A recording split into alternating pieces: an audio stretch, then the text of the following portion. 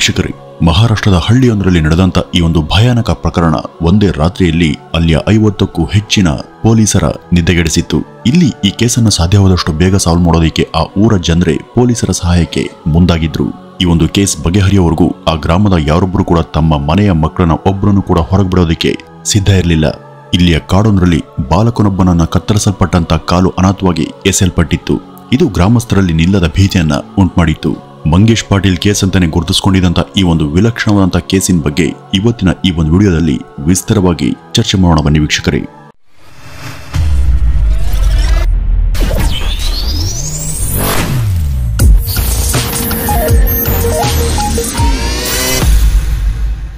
ವೀಕ್ಷಕರೇ, ಈ ಒಂದು ಕತೆ ಶುರುವಾಗೋದು ಮಹಾರಾಷ್ಟ್ರದ ಜಲಗಾಂವ್ ಎಂಬಲ್ಲಿ. ಈ ಜಲಗಾಂವ್ ಎಂಬ ಜಿಲ್ಲೆ ತೆಹ್ಸಿಲ್ ಎಂಬ ತಾಲೂಕಿನ ಚೋಪ್ಟಾ ಬಳಿ ಚಾರ್ಡಿ ಎಂಬ ಊರೊಂದು ಬರುತ್ತೆ.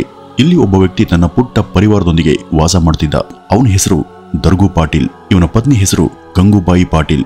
ಇವ್ರಿಗಿದ್ದಂತ ಹಿರಿಯ ಮಕ್ಕಳಲ್ಲಿ ಈ ಮಂಗೇಶ್ ಪಾಟೀಲ್ ಹಿರಿಯವನು. ಇವನಲ್ಲದೆ ಇವ್ರಿಗೊಬ್ಬ ಮಗಳು ಕೂಡ ಇದ್ಲು. ಇವರದ್ದು ಸಾಧಾರಣ ಬಡ ಕುಟುಂಬ. ಮನೆಯ ಆರ್ಥಿಕ ಸ್ಥಿತಿಗತಿ ಸರಿ ಇರಲಿಲ್ಲ. ದಗ್ರು ಪಾಟೀಲ್ ತಾನೊಬ್ಬನೇ ಸಂಪಾದಿಸಿ ಸಂಸಾರದ ಹೊಟ್ಟೆಯನ್ನ ತುಂಬಿಸ್ಬೇಕಿತ್ತು. ಆತನಿಗೂ ಕೂಡ ಒಂದು ನಿಶ್ಚಿತವಾದಂತ ಕೆಲಸ ಅಂತ ಇರಲಿಲ್ಲ. ಅಲ್ಲಿ ಇಲ್ಲಿ ಕೂಲಿ ಕೆಲಸವನ್ನ ಮಾಡಿಕೊಂಡು ಆತ ಅಷ್ಟೋ ಇಷ್ಟೋ ಸಂಪಾದಿಸ್ತಿದ್ದ. ಇವರ ಪತ್ನಿ ಗೃಹಿಣಿಯಾಗಿದ್ರು ಹಾಗೂ ಇಬ್ರು ಮಕ್ಕಳು ಶಾಲೆಗೆ ಹೋಗ್ತಿದ್ರು. ಏನೇ ಕಷ್ಟ ಇದ್ರೂ ಕೂಡ ದಗ್ರು ಪಾಟೀಲ್ ತನ್ನಿಬ್ರು ಮಕ್ಕಳಿಗೂ ಕೂಡ ವಿದ್ಯಾಭ್ಯಾಸವನ್ನು ಕೊಡಿಸೋದಕ್ಕೆ ಹಿಂಜರಿಲಿಲ್ಲ. ಎಲ್ಲ ಸುಗಮವಾಗಿನೇ ಇತ್ತು. ಹೀಗಿದ್ದಾಗ 2019 ಫೆಬ್ರವರಿ 2ನೇ ತಾರೀಕಿನಂದು ಅವತ್ತು ಶನಿವಾರದ ದಿನ ದಗ್ರು ಪಾಟೀಲ್ ಎಂದಿನಂತೆ ತಾನು ಕೆಲ್ಸಕ್ಕೆ ಹೋಗಿದ್ದ ಹಾಗೂ ಮಕ್ಕಳು ಶಾಲೆಗೆ ತೆರಳಿದ್ರು. ಅವತ್ತು ಶನಿವಾರವಾಗಿದ್ದರಿಂದ ಸಹಜವಾಗಿ ಆ ಮಕ್ಕಳಿಗೆ ಅವತ್ತು ಅರ್ಧ ದಿನ ಮಾತ್ರ ಶಾಲೆ ಇತ್ತು. ಅವತ್ತು ಮಧ್ಯಾಹ್ನ ಶಾಲೆನ ಮುಗಿಸ್ಕೊಂಡು ಮಂಗೇಶ್ ಪಾಟೀಲ್ ಮನೆಗೆ ಬಂದಿದ್ದ. ಮಂಗೇಶ್ಗೆ 12 ವರ್ಷ ವಯಸ್ಸು ಹಾಗೂ ಇವನ ತಂಗಿ ಇವನಿಗಿಂತ ಸಣ್ಣವಳು. ಮಂಗೇಶ್ ಮನೆಗೆ ಬಂದವನೇ ಬ್ಯಾಗ್ ಅಲ್ಲೊಂದ್ ಕಡೆ ಇಟ್ಟು, ಅಮ್ಮ ನಾನು ಇಲ್ಲೇ ಹೊರಗಡೆ ಹೋಗಿ ಬರ್ತೀನಿ ಅಂತ ಅಮ್ಮನಿಗೆ ತಿಳಿಸಿ ಹೊರಟು ಹೋದ. ಅವನು ಹೋದಂತ ಸ್ವಲ್ಪ ಹೊತ್ತಿಗೆ ಶಾಲೆಯಿಂದ ಅವನ ತಂಗಿ ಕೂಡ ಮನೆಗೆ ಬಂದ್ಲು. ಮಂಗೇಶ್ ತಾನು ಬಹಿರ್ದಸೆಗೆ ಹೋಗಿ ಬರ್ತೀನಿ ಅಂತ ಹೇಳಿ ಹೋದವನು ಎಷ್ಟು ಹೊತ್ತಾದ್ರೂ ಕೂಡ ಬಾರದ ಕಾರಣ ತಾಯಿ ಸಹಜವಾಗಿ ಗಾಬರಿಗೆ ಒಳಗಾದ್ರು. ಮಂಗೇಶ್ ಎಲ್ಲಿ ಹೋದ? ಬಹಿರ್ದಸೆಗೆ ಅಂತ ಹೋದವನು ಅಲ್ಲೇ ಸ್ನೇಹಿತರ ಜೊತೆ ಏನಾದ್ರೂ ಆಟ ಆಡ್ತಾ ಕಾಲ ಕಳೆದಿದ್ದಾನಂತ ಆಕೆ ಯೋಚಿಸಿದ್ಲು. ಅವತ್ತು ಅವನು ಊಟವನ್ನು ಕೂಡ ಮಾಡದೆ ಹೊರಗಡೆ ಹೋಗಿದ್ದ. ಗಾಬರಿಗೀಡಾದಂತ ಅವನ ತಾಯಿ ಮನೆಯಿಂದ ಹೊರಬಂದು ಅವನನ್ನ ಹುಡುಕೋದಿಕ್ಕೆ ಶುರು ಮಾಡ್ತಾರೆ. ಮನೆಯ ಆಸುಪಾಸಲ್ಲಿ ಅವರ ಕೆಲ ಸಂಬಂಧಿಗಳು ಹಾಗೂ ಪರಿಚಯದವರು ಕೂಡ ಇದ್ರು. ಆಕೆ ಅವರೆಲ್ಲರನ್ನೂ ಕೂಡ ವಿಚಾರಿಸ್ತಾನೆ ಬಂದ್ರು. ಆದ್ರೆ ಅವ್ರಿಗ್ಯಾರಿಗೂ ಕೂಡ ಅವನ ಬಗ್ಗೆ ಗೊತ್ತಿರ್ಲಿಲ್ಲ. ಅಲ್ಲೊಂದ್ ಕಡೆ ಹುಡುಗರ ಗುಂಪೊಂದು ಆಟ ಆಡ್ತಿತ್ತು. ಅಲ್ಲೇನಾದ್ರೂ ಇದ್ದನಾತ ನೋಡಿದ್ರೆ ಅಲ್ಲೂ ಕೂಡ ಆತ ಇರ್ಲಿಲ್ಲ. ಆ ಹುಡುಗನನ್ನು ಕೂಡ ಕೇಳಿದಾಗ ಅವರು ನಮ್ಗೆ ಗೊತ್ತಿಲ್ಲ, ಅವನು ಇಲ್ಲಿಗೆ ಬರ್ಲೇ ಇಲ್ಲ ಅಂತ ಹೇಳಿದ್ರು. ಮಧ್ಯಾಹ್ನದಿಂದ ಅವನನ್ನ ಅಲ್ಲಿ ಸುತ್ತಮುತ್ತ ಯಾರು ಕೂಡ ಕಂಡಿರ್ಲಿಲ್ಲ. ಸಂಜೆ ಆಗ್ತಾ ಬಂತು. ಇನ್ನೂ ಕೂಡ ಮಂಗೇಶ್ನ ಸುಳಿವು ಇರ್ಲಿಲ್ಲ. ಇದರಿಂದ ತಾಯಿಗೆ ಒಂದೇ ಸಮ ಆತಂಕ ಶುರುವಾಯಿತು. ನಂತರ ಸಂಜೆಯ ಕೆಲಸ ಮುಗಿಸಿ ಆಕೆಯ ಪತಿ ದಗ್ರು ಪಾಟೀಲ್ ಮನೆಗೆ ಬಂದಿದ್ದ. ಮನೆಗೆ ಬಂದ ಪತಿಗೆ ಆಕೆ ಎಲ್ಲವನ್ನೂ ಕೂಡ ವಿವರಿಸಿ ಮಧ್ಯಾಹ್ನ ಹೊರ ಹೋದಂತ ಮಗ ಈವರೆಗೂ ಬಂದಿಲ್ಲ ಅಂತ ತಿಳಿಸಿದ್ರು. ದಗ್ರು ಪಾಟೀಲ್ಗೂ ಈ ಒಂದು ವಿಷಯ ಗೊತ್ತಾಗಿ ಭಯನೇ ಆಯಿತು. ಈ ಸಲ ದಂಪತಿ ಇಬ್ರು ಕೂಡ ಮನೆಯಿಂದ ಹೊರಬಂದು ಮತ್ತೆ ಅವನ ಹುಡುಕಾಟಕ್ಕೆ ನಿಂತರು. ನಂತರ ಆ ಊರಿನ ಗ್ರಾಮಸ್ಥರು ಕೂಡ ಎಲ್ಲರೂ ಸೇರಿ ಅವರಿದ್ದ ಆ ಊರಿನ ಬೀದಿ ಬೀದಿ, ಗಲ್ಲಿ ಗಲ್ಲಿ ಹಾಗೂ ಅದರ ಮೂಲೆ ಮೂಲೆಗಳಲ್ಲೂ ಕೂಡ ಅವನಿಗಾಗಿ ಹುಡುಕಾಡಿದ್ರು. ಈ ಮಂಗೇಶ್ ಹೊರಗಡೆ ಬಂದಾಗ ಸ್ನೇಹಿತರ ಜೊತೆ ಸಾಮಾನ್ಯವಾಗಿ ಎಲ್ಲೆಲ್ಲಿ ಹೋಗಿ ಆಡ್ತಿದ್ನೋ ಆ ಜಾಗಗಳನ್ನು ಕೂಡ ಬಿಡದೆ ಶೋಧಿಸಿದ್ರು. ಆದ್ರೂ ಕೂಡ ಅವನ ಪತ್ತೆ ಮಾತ್ರ ಸಿಗ್ಲಿಲ್ಲ. ಅಷ್ಟರಲ್ಲಿ ಕತ್ಲಾಗಿತ್ತು. ಬೆಳಗ್ಗೆ ಹುಡುಗ ಮನೆಗೆ ಬಂದ್ರೂ ಬರಬಹುದು, ಧೈರ್ಯವಾಗಿರಿ ಅಂತ ಅವ್ರಿಗೆ ಹೇಳಿದಂತ ಗ್ರಾಮಸ್ಥರು ತಮ್ಮ ತಮ್ಮ ಮನೆಗಳಿಗೆ ತೆರಳಿದ್ರು. ಆದ್ರೆ ಮಗನನ್ನ ಕಳೆದುಕೊಂಡ ಸಂಕಷ್ಟದಲ್ಲಿದ್ದಂತ ಪೋಷಕರಿಗೆ ಆ ಇಡೀ ರಾತ್ರಿ ನಿದ್ದೆ ಬರಲಿಲ್ಲ. ಇದ್ದೊಬ್ಬ ಮಗ ಎಲ್ಲಿ ಹೋದ್ನೋ, ಅವನಿಗೇನಾಯ್ತು ಅಂತ ಅವನ ತಾಯಿ ರಾತ್ರಿ ಇಡೀ ಅಳೋದಕ್ಕೆ ಶುರು ಮಾಡಿದ್ರು. ಈ ಹಿಂದೆ ಈ ರೀತಿ ಅವನು ಯಾವತ್ತೂ ಕೂಡ ಮಾಡದವನಲ್ಲ. ಹೊರಗಡೆ ಆಡೋದಕ್ಕೆ ಹೋದ್ರೂ ಕೂಡ ಸರಿಯಾದ ಹೊತ್ತಿಗೆಲ್ಲ ಮನೆಗೆ ಬರ್ತಿದ್ದ. ಆ ದಿನ ರಾತ್ರಿ ಕಳೆದು ಬೆಳಕರಿತು. ಅವತ್ತು ಫೆಬ್ರವರಿ 3ನೇ ತಾರೀಕಿನ ಬೆಳಗ್ಗೆ ಎಲ್ಲರೂ ಕೂಡ ಮಂಗೇಶ್ಗಾಗೇನೆ ಎದುರು ನೋಡ್ತಿದ್ರು. ಸಮಯ ಜಾರಿದಂತೆಲ್ಲ ಅವರ ಟೆನ್ಷನ್ ಹೆಚ್ಚಾಗ್ತಾನೆ ಇತ್ತು. ಎಷ್ಟಾದ್ರೂ ಕೂಡ ಮಂಗೇಶ್ ಮಾತ್ರ ಬರ್ಲೇ ಇಲ್ಲ. ಈಗ ಈ ಬಗ್ಗೆ ಸ್ಟೇಷನಲ್ಲಿ ದೂರನ್ನ ಕೊಡದೆ ಸೂಕ್ತ ಅಂತ ಆ ಊರ ಜನರೆಲ್ಲ ಅವ್ರಿಗೆ ಸೂಚಿಸ್ತಾರೆ. ಅವ್ರಿಗೂ ಕೂಡ ಅದೇ ಸರಿನ್ಸಿ ಕೂಡ್ಲೆ ಚೋಪ್ಟಾದ ಸ್ಟೇಷನ್ಗೆ ತೆರಳಿ ಈ ಬಗ್ಗೆ ದೂರನ್ನ ಕೊಟ್ಟು ಅವತ್ತು ನಡೆದಂತ ಎಲ್ಲಾ ಬೆಳವಣಿಗೆಗಳನ್ನು ಹಾಗೂ ತಾವು ಮಗನನ್ನ ಹುಡುಕಿದಂತ ಸಂಗತಿಯನ್ನು ಕೂಡ ತಿಳಿಸ್ತಾರೆ. ಆ ಊರಿನ ಹುಡುಗನೊಬ್ಬ ಈ ರೀತಿ ನಿಗೂಢವಾಗಿ ನಾಪತ್ತೆಯಾದದ್ದು ಕೂಡ ಪೊಲೀಸ್ಗೆ ವಿಚಿತ್ರ ಅಂತ ಅನ್ಸಿತ್ತು. ಈ ಒಂದು ಕೇಸನ್ನ ಪರಿಗಣಿಸಿದಂತ ಅವರು ಅಸಡ್ಡೆ ತೋರದೆ ಈ ಬಗ್ಗೆ ತನಿಖೆಗೆ ಮುಂದಾಗ್ತಾರೆ. ಆ ಸ್ಟೇಷನ್ನ ಅಸಿಸ್ಟೆಂಟ್ ಪೊಲೀಸ್ ಇನ್ಸ್ಪೆಕ್ಟರ್ ತಮ್ಮ ತಂಡದೊಂದಿಗೆ ಕೂಡಲೇ ಚಾರ್ಡಿ ಗ್ರಾಮಕ್ಕೆ ಬಂದಿದ್ರು. ಬಂದು ಈ ಬಗ್ಗೆ ಮಂಗೇಶ್ ತಾಯಿಯನ್ನ ವಿಚಾರಿಸಿ ಅವತ್ತು ಸಂಪೂರ್ಣವಾಗಿ ಏನೇನ್ ನಡೀತು ಅಂತ ಮಾಹಿತಿಯನ್ನ ಪಡೆದು ಆ ಊರ ಜನರ ಬಳಿ ಕೂಡ ಬಂದು ಕೊನೆ ಸಲ ಅವನನ್ನ ಯಾರು ಎಲ್ಲಿ ಯಾವಾಗ ನೋಡಿದ್ರಿ ಎಂಬ ಸಂಗತಿಗಳನ್ನ ಕೇಳಿದ್ರು. ಆ ಬಾಲಕನನ್ನ ಹುಡುಕೋದಿಕ್ಕೆ ಊರ ಜನರ ಸಹಾಯ ಬೇಕು ಅಂತ ಪೊಲೀಸರು ಅವ್ರಿಗೆಲ್ಲ ತಿಳಿಸ್ತಾರೆ. ನಂತರ ಈ ಒಂದು ಕೇಸ್ ಸೀನಿಯರ್ ಆಫೀಸರ್ ಆದಂತ ಸೂಪರಿಂಟೆಂಡೆಂಟ್ ಆಫ್ ಪೊಲೀಸ್ ವರೆಗೂ ತಲುಪುತ್ತೆ. ಎಸ್ಪಿ ಕೂಡ ಒಂದು ತಂಡವನ್ನು ರಚನೆ ಮಾಡಿ ಚೋಪ್ಟಾ ನಗರದ ಅಸಿಸ್ಟೆಂಟ್ ಪೊಲೀಸರನ್ನ ಇದರ ಮುಖ್ಯ ಇನ್ವೆಸ್ಟಿಗೇಷನ್ ಆಫೀಸರ್ ಆಗಿ ನೇಮಿಸ್ತಾರೆ. ಈಗ ಶುರುವಾಗುತ್ತೆ ನೋಡಿ ಈ 12 ವರ್ಷ ವಯಸ್ಸಿನ ಮಂಗೇಶ್ ಪಾಟೀಲ್ ಎಂಬ ಹುಡುಗನ ಶೋಧ ಕಾರ್ಯ. ಪೊಲೀಸರು ಮೊದಲಿಗೆ ಅವನ ಪೋಷಕರು ಬಳಿ ಬಂದು ಈ ಒಂದು ವಿಷಯ ಸುತ್ತ ಇದ್ದಂತ ಅನೇಕ ಸಂಗತಿಗಳನ್ನ ಕೇಳಿ ದಾಖಲು ಮಾಡ್ಕೊಳ್ತಾರೆ.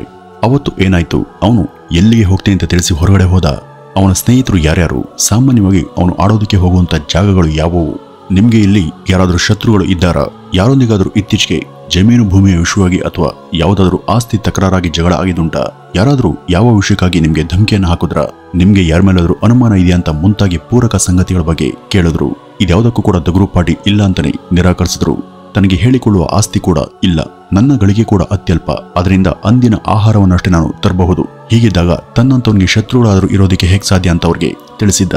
ಬಹುಶಃ ಮಂಗೇಶ್ ತಾನು ಓದ್ತಿದ್ದಂತಹ ಶಾಲೆಯಲ್ಲಿ ಏನಾದರೂ ಗೊಡವೆ ಅಥವಾ ಯಾರ ಜೊತೆ ಎಲ್ಲಾದ್ರೂ ಜಗಳವನ್ನ ಮಾಡ್ಕೊಂಡಿರಬಹುದಾ, ಇವನ್ಗೆ ಇಲ್ಲಿ ಯಾರಾದ್ರೂ ಬೈದಿರಬಹುದಾ, ಅದಕ್ಕಾಗಿ ಅವನು ಬೇಸರಗೊಂಡೋ ಅಥವಾ ಕೋಪಗೊಂಡೋ ಮನೆ ಬಿಟ್ಟು ಊರಿಂದಲೇ ಹೋಗಿರಬಹುದಾ, ಈ ರೀತಿಯೆಲ್ಲ ಯೋಚಿಸಿದಂತ ಪೊಲೀಸ್ ಇದಕ್ಕಾಗಿ 50 ಜನರಿಗೆ ಮೇಲ್ಪಟ್ಟು ಊರ ಜನರನ್ನು ಕೂಡ ಸೇರಿಸಿ ಆ ಊರಿನ ಒಳ ಆವರಣ ಹಾಗೂ ಹೊರ ವಲಯದ ಕಾಡನ್ನೆಲ್ಲ ತಡ್ಕಾಡಿದ್ರು.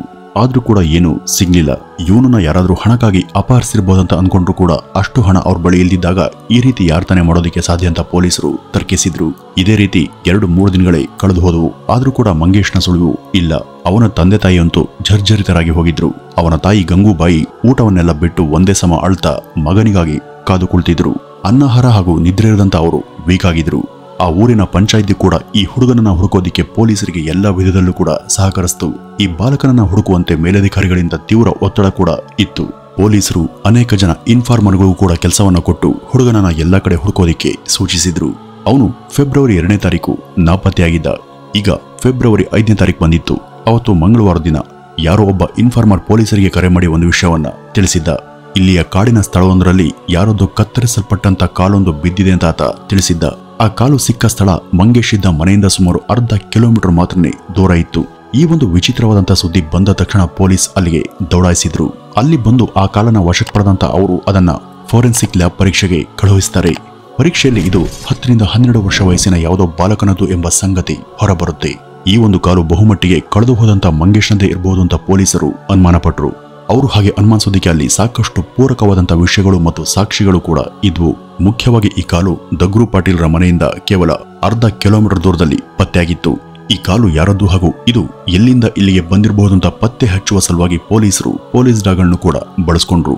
ಈ ಕಾಲು ಬಿದ್ದಿದ್ದ ಸ್ಥಳದ ವಾಸನೆ ಹಿಡಿದಂತ ಪೊಲೀಸ್ ನಾಯಿಗಳು ಅಲ್ಲಿಂದ ನೇರ ಮಂಗೇಶ್ನ ಮನೆವರೆಗೂ ಬಂದು ಹುಡುಕಾಟವನ್ನ ನಡೆಸಿದ್ವು.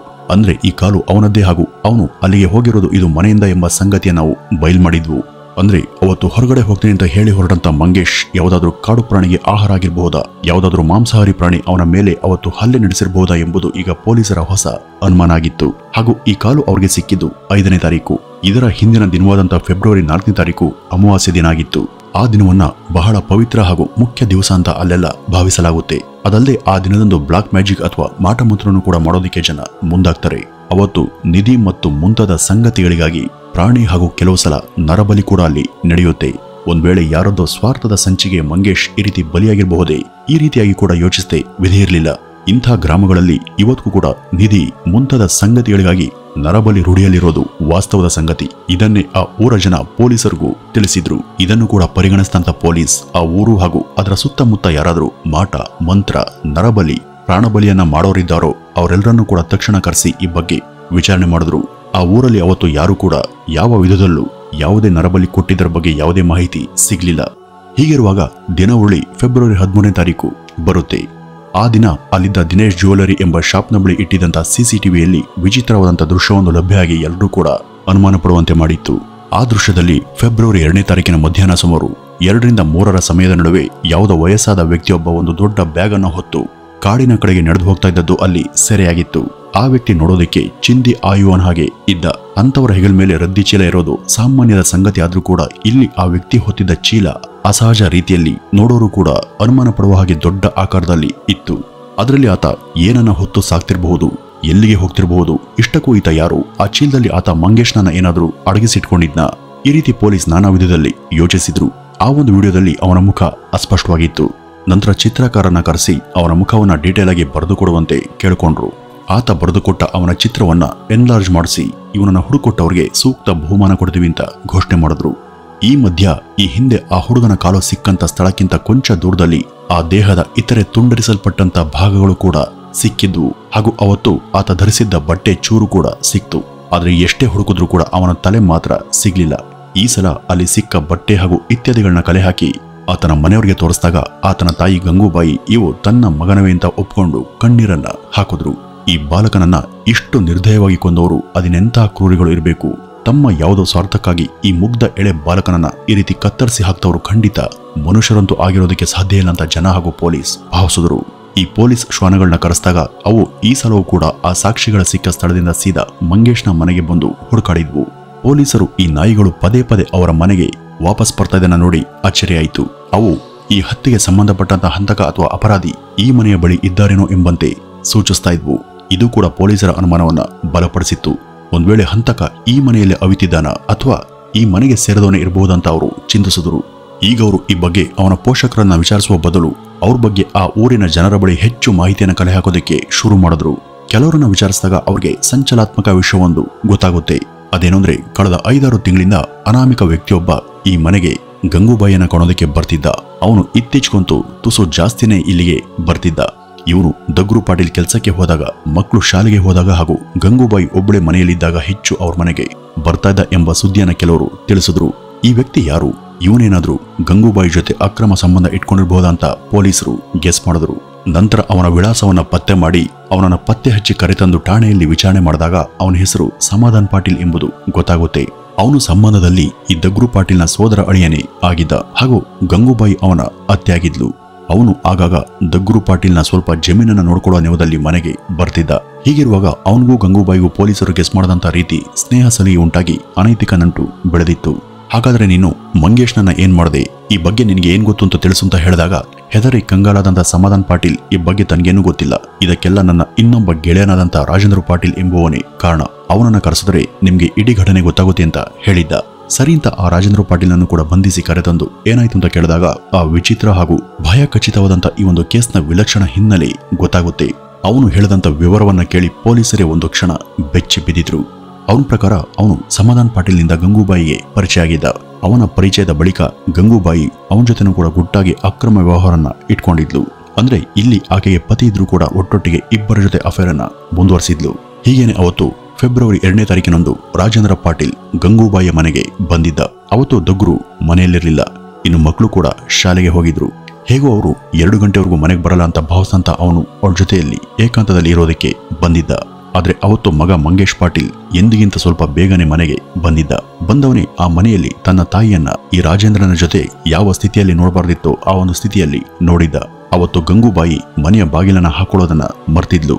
ಇದರಿಂದಾಗಿ ಮಗ ಮಂಗೇಶ್ಗೆ ತಾಯಿ ಯಾರ ಜೊತೆನ ಸಂಬಂಧ ಇಟ್ಕೊಂಡಿದ್ದು ಗೊತ್ತಾಗುತ್ತೆ. ಇವನು ಯಾರಿಗಾದ್ರೂ ಹೇಳಿಯಾನು ಎಂಬ ಭಯದಿಂದ ರಾಜೇಂದ್ರ ಪಾಟೀಲ್ ಅಲ್ಲೇ ಇದ್ದಂತ ಕೋಲೊಂದನ್ನ ತೆಗೆದುಕೊಂಡು ಮಂಗೇಶ್ನ ತಲೆಗೆ ಬಲವಾಗಿ ಹೊಡೆದು ಕೊಂದು ಹಾಕಿದ್ದ. ಅವನು ತಕ್ಷಣವೇ ಈ ಬಗ್ಗೆ ಸಮಾಧಾನ್ ಪಾಟೀಲ್ಗೆ ಕರೆ ಮಾಡಿ ಎಲ್ಲವನ್ನೂ ಕೂಡ ತಿಳಿಸಿದ್ದ. ಮನೆಗೆ ಬಂದಂತ ಸಮಾಧಾನ್ ಈ ರಾಜೇಂದ್ರನ ಜೊತೆ ಸೇರಿ ಅವತ್ತು ಗುಟ್ಟಾಗಿ ಯಾರೂ ಕೂಡ ಗೊತ್ತಾಗದ ಹಾಗೆ ಮಂಗೇಶ್ನ ಶವವನ್ನ ಕಾಡಿಗೆ ಒಯ್ದಿದ್ರು. ಅವರು ಅಲ್ಲಿಗೆ ಬಂದು ಹೋದದನ್ನ ಅವತ್ತು ಯಾರೂ ಕೂಡ ನೋಡಿರ್ಲಿಲ್ಲ. ಕಾಡಿಗೆ ಹೋದಂತ ಅವರು ಮಂಗೇಶ್ನ ದೇಹವನ್ನ ತಮ್ಮ ಬಳಿ ಇದ್ದಂತ ಆಯುಧಗಳಿಂದ ತುಂಡು ತುಂಡಾಗಿ ಕತ್ತರಿಸಿ ಬೇರೆ ಬೇರೆ ಕಡೆ ಎಸೆದು ಬಂದಿದ್ರು. ಕಾಡಿನಲ್ಲಿರುವಂತಹ ದುಷ್ಟ ಜೀವಿಗಳು ಈ ಬಾಲಕನ ದೇಹದ ಭಾಗಗಳನ್ನ ತಿಂದು ಮುಗಿಸಿ ಸಾಕ್ಷಿಯನ್ನ ನಾಶ ಮಾಡ್ತವೆ ಎಂಬುದು ಅವರ ನಂಬಿಕೆಯಾಗಿತ್ತು. ಆದ್ರೆ ಹಾಗಾಗ್ಲಿಲ್ಲ. ಕೊನೆಗೆ ಆ ಸಾಕ್ಷಿಯಿಂದನೇ ಅವರೆಲ್ಲ ಸಿಕ್ಕಿ ನಡೆದಂತ ಈ ಒಂದು ಭಯಾನಕ ಸಂಗತಿ ಬೆಳಕಿಗೆ ಬರೋದಿಕ್ಕೆ ಸಾಧ್ಯ ಆಯಿತು. ಇನ್ನು ಈ ಇಡೀ ವಿಷಯ ತಾಯಿ ಗಂಗೂಬಾಯಿಗೆ ಗೊತ್ತಿತ್ತು. ಆದ್ರೂ ಕೂಡ ಆಕೆ ಇಷ್ಟು ದಿನ ಏನು ಗೊತ್ತಿರದ ಹಾಗೆ ಮಗನಿಗಾಗಿ ಕಣ್ಣೀರನ್ನ ಇಡುವಂತ ನಾಟಕವಾಡಿ ಊಟ ನಿದ್ರೆನ ಬಿಟ್ಟಿದ್ಲು. ಯಾವ ತಾಯಿ ತನ್ನ ಮಗನಿಗಾಗಿ ಇಷ್ಟು ಕಾಲ ಹಂಬಲಿಸಿದ್ಲು ಅದೇ ತಾಯಿನೇ ತನ್ನ ಅಕ್ರಮ ಸಂಬಂಧಕ್ಕೆ ಅಡ್ಡಿದ್ದಂತ ಮಗನನ್ನ ಈ ರೀತಿ ಬಲಿ ಪಡೆದಿದ್ಲು. ಈ ಬಗ್ಗೆ ಗೊತ್ತಾದಂತ ಪೊಲೀಸರಿಗೆ ಜಗತ್ತಲ್ಲಿ ಇಂಥ ತಾಯಂದ್ರು ಕೂಡ ಇರ್ತಾರಂತ ಅನ್ಸೋದಿಕ್ಕೆ ಶುರುವಾಯಿತು. ಇನ್ನು ಊರ ಜನ ಕೂಡ ಈಕೆ ಇನ್ನೆಂಥ ನಿರ್ದಯಿ ತಾಯಿ ಅಂತ ಆಕೆಯನ್ನ ಶಪಿಸೋದಿಕ್ಕೆ ಮುಂದಾದ್ರು. ಇದೆಲ್ಲ ಆದ ಬಳಿಕ ಇವರೆಲ್ಲರ ಹೇಳಿಕೆ ಪಡೆದಂತ ಪೊಲೀಸ್ ಈ ಸಂಬಂಧವಾಗಿ ಗಂಗೂಬಾಯಿ, ರಾಜೇಂದ್ರ ಹಾಗೂ ಸಮಾಧಾನ್ ಈ ಮೂವರನ್ನು ಕೂಡ ಹತ್ಯೆ ಅಪರಾಧ ಅಡಿ ಬಂಧಿಸಿ ಕೋರ್ಟ್ಗೆ ಒಪ್ಪಿಸಿತ್ತು. ಇನ್ನು ಈ ಬಗ್ಗೆ ಕೋರ್ಟ್ನಲ್ಲಿ ಇನ್ನೂ ಕೂಡ ವಿಚಾರಣೆ ನಡೀತಾ ಇದೆ ಅಂತ ಹೇಳಲಾಗ್ತಿದೆ. ವೀಕ್ಷಕರೇ, ಒಟ್ಟಿನಲ್ಲಿ ಯಾರೊಂದು ಅನೈತಿಕತೆಗಾಗಿ ಮುಗ್ಧ ಬಾಲಕ ಮಂಗೇಶ್ನ ಜೀವ ಕಳೆದುಕೊಂಡದ್ದು ಮಾತ್ರ ಹಾಗೂ ಇದರಲ್ಲಿ ಅವನ ಸ್ವಂತ ತಾಯಿನೇ ಅವನಿಗೆ ಮೃತ್ಯ ಸ್ವರೂಪಳಾಗಿ ನಿಂತದ್ದು ಅತ್ಯಂತ ನೋವಿನ ಸಂಗತಿ ಅಂತ ಹೇಳ್ತಾ ಈ ಒಂದು ವಿಡಿಯೋವನ್ನ ಇಲ್ಲಿಗೆ ಮುಗಿಸೋಣ. ನಮಸ್ಕಾರ.